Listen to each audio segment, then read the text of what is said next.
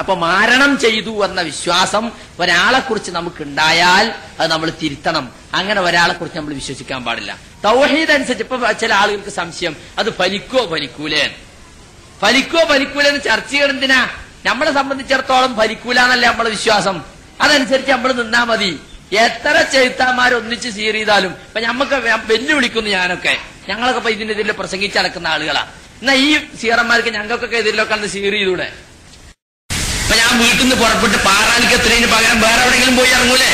കാരണം പറയുന്നത് അങ്ങനെയാണ്, യാത്ര പുറപ്പെട്ട ആളെ തിരിച്ചുവിടാൻ കഴിയുന്ന പൊട്ടിരിക്കാതൊക്കെ എന്ന് പറയാം. അതിനല്ല എന്തെങ്കിലും കൂടോത്രം ചെയ്താല് പാറാലിക്ക് വന്ന് ഞാൻ വേറെ എവിടെ പോയി ഇറങ്ങൂല. അന്ധവിശ്വാസത്തെ കുറിച്ച് പ്രസംഗിക്കാൻ പോകണ്ട ചങ്ങായി, മോൻ അവിടെ എത്താതെ തട്ടിത്തിരിഞ്ഞ് എവിടെങ്കിലും എത്തുമെന്ന് വിചാരിച്ചാൽ പോരെ.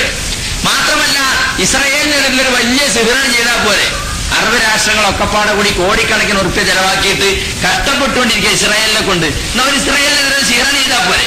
അപ്പൊ സുഹൃത്തുക്കളെ, മറഞ്ഞ മാർഗത്തിലൂടെ ഖൈറും ഷർറും വരുത്താൻ അള്ളാഹുവിന് മാത്രമേ സാധിക്കൂ എന്ന് വിശ്വസിക്കുന്ന ഒരാള് സിഹിർ വലിക്കോ എന്ന് പിന്നെ ചർച്ച ചെയ്യേണ്ട കാര്യമല്ല. സിഹിറിന് യാഥാർത്ഥ്യമുണ്ട്.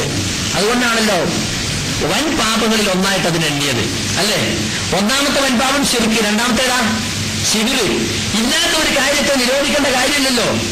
അവ യാഥാർത്ഥ്യമുണ്ട്, ആളുകൾ അത് ഉപയോഗിക്കുന്നുമുണ്ട്. അതുകൊണ്ടാണ് അത് ചെയ്യാൻ പാടില്ല എന്ന് പറഞ്ഞത്.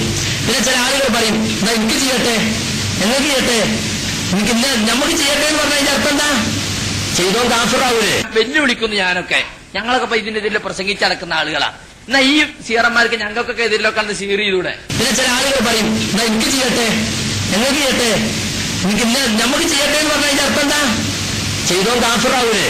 ഒരാൾ കാഫിറായിട്ട് നമ്മളെ വിശ്വസിപ്പിക്കാൻ നിൽക്കുവോ? ഞാൻ സീറിൽ വിശ്വസിക്കില്ല, എന്നെ വിശ്വസിപ്പിക്കാൻ വേണ്ടി നിങ്ങൾ കാഫിറാവോ?